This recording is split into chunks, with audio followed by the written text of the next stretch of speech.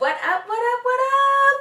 I'm back. Happy New Year to everybody. It's your girl, El Rochelle, here with Hardwood Diva. I know you missed me. I missed you guys, but I promise, grinding harder this year. Things are going to just be amazing. Plan on taking this to the next level.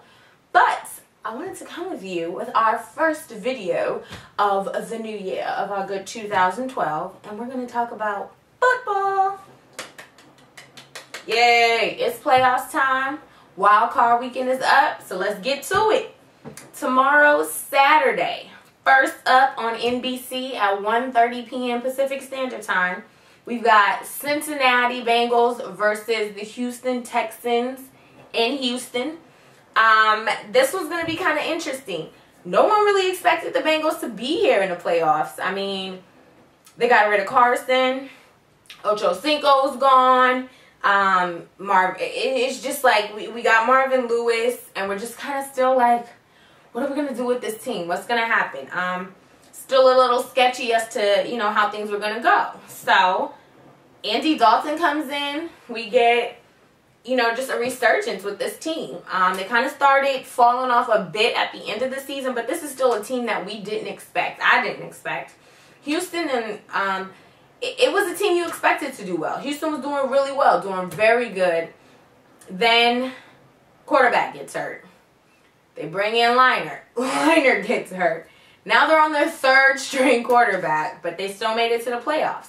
So, this should be really interesting. We're going to see a lot. I'm still going to go with the hometown Houston Texans. However, I'm not going to say that Cincinnati can't win this game.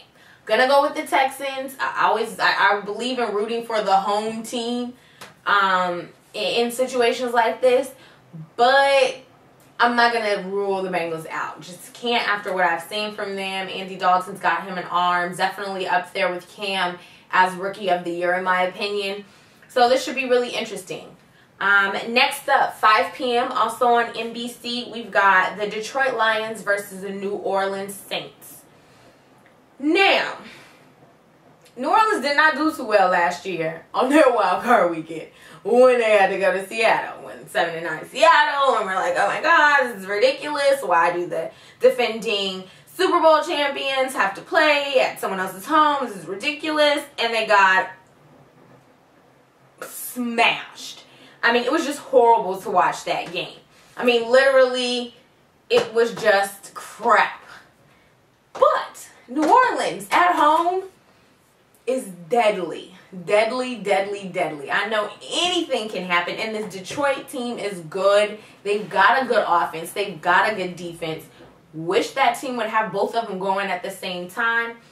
But overall, they're a good team, but I just can't see them beating New Orleans and beating, you know, the now record holder for the most passing yards in Drew Brees and all the weapons that he has on that team. They've got a decent backfield. I really can't see Detroit doing this. Not to say Detroit can't, because, I mean, hey, they've got a good team too. I mean, Stafford's no one to laugh at. Calvin Johnson, Megatron, he's no one to sneeze at. And Ndamukong Suh, I mean, that defense can, you know, has its moments, but I haven't seen them doing as well as before. So, I'm going to go with New Orleans for this game, but like I said, anything can happen. But quote me, New Orleans Saints, that's who I'm picking.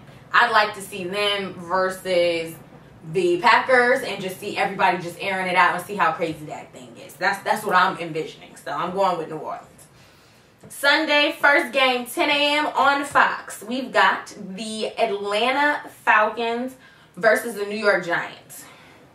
This one's hard for me to pick because Atlanta's kind of been playing under the radar. Like, I mean, it's almost like you forget they were a team that, you know, is doing pretty well. Like, I mean, they've put in some pretty solid performances. Now, you know, they haven't been amazing, but they've been really good. Giants, on the other hand, they've had great moments. They've had crappy moments. It's just been like crazy to watch them. I'm going with Atlanta, even though this is a Giants home game and Giants kind of have been coming on, just because I can't get a real read on the Giants right now. This team has just been up and down, too up and down for me this season for me to really put my confidence in them. Atlanta, on the other hand, has been a pretty solid team from top to bottom, from beginning to end. So I'm going with the Falcons in this one. 1:30 p.m. on CBS Sunday. We've got Pittsburgh versus Denver. Now, this is going to be interesting because we've got Pittsburgh, who's got a great record, but they're having to play at Mile High Stadium. Ryan Clark's not going to be able to play because of his illness. He has sickle cell, and the last time he played there, he ended up getting sick, losing his gallbladder, his spleen, and he was hospitalized for a while. So, of course, the coach was like, nah, bro, you ain't playing here. That's not going to happen. We're not risking your health for this. You know, because of the altitude, it definitely puts his sickle cell, his sickle cell trait, it definitely raises his level of just being the possibility of things coming and him not being able to recover quickly. So, they have to take him out. Pouncey may not be in. Ben's hurt. All perfect scenarios for possible Tebow time, right? However, since going, I believe it was 7 of 8, Denver has now lost, I believe it's 3 games in a row, 4 games in a row, something like that.